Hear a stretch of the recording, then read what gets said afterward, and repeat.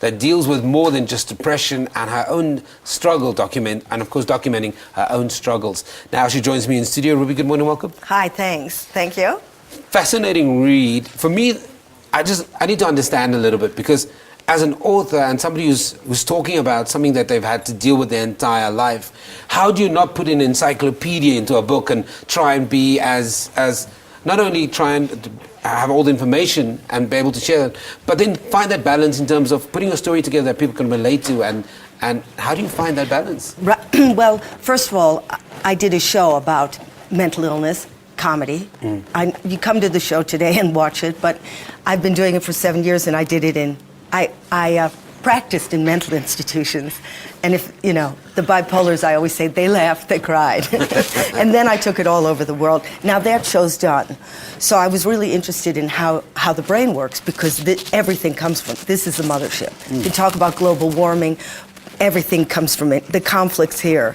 So I went to Oxford, as you do, and I graduated in September, and so I wrote this book for everybody. It's not to do with depression, because we all have the same plumbing, and we're all vulnerable under this, kind of dictator exterior. I love that you say that, because one of the things that when I opened up the book, my one concern was, and I it's so amazing that you mentioned that too. You didn't want to just talk about your issues. No, you wanted to create something that you could relate to. Yeah, I haven't made a career on it. It happened to be that Comic Relief put a poster of me in London, without asking me, that said, "This woman has mental illness, please help her."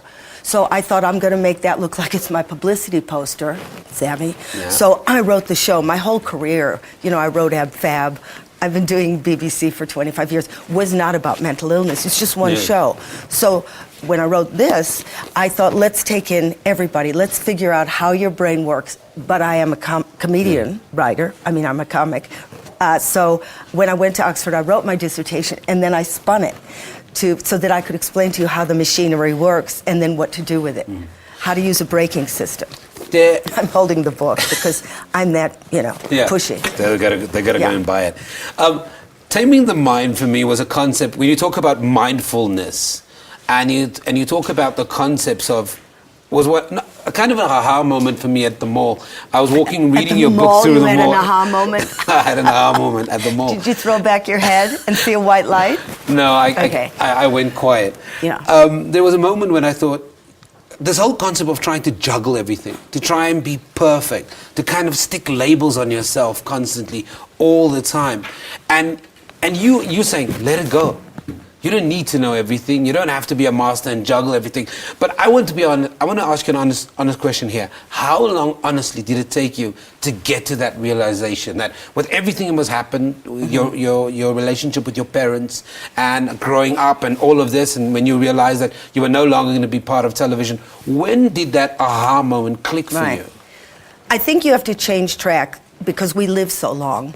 We were supposed to be dead by 30, and now we just go on and on and on. So the important thing is to reinvent, because it's about keeping your brain moving. This is why people there's a decline, not necessarily because of age, but because it's like losing muscle. You can't do one sit-up and get a six-pack. So the same thing with using your mind. Stay curious, keep it moving.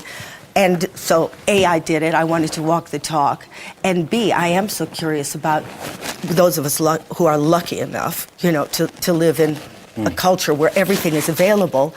The problem is everything is available. Now, I'm not going to blame it on the internet, whatever. These are, to be able to shop at 4 a.m. is a gift from God. So the only thing is that it's so tempting. Our chemicals are so excited about it, whereas from the past, we just foraged. When we ate the nuts, we slept. Now you can't stop, so we have to learn our own braking system. You used to have religion or communities, so there would be a time when you would cool the engines. Now we have to do it individually. So I was really interested in, how do you do that? How do you do it on your own? So, I went to the extreme. I went to Oxford. There's many things that research now knows that sadly isn't given to the public. We're still talking about star signs. 2014. But there is something called neuroplasticity.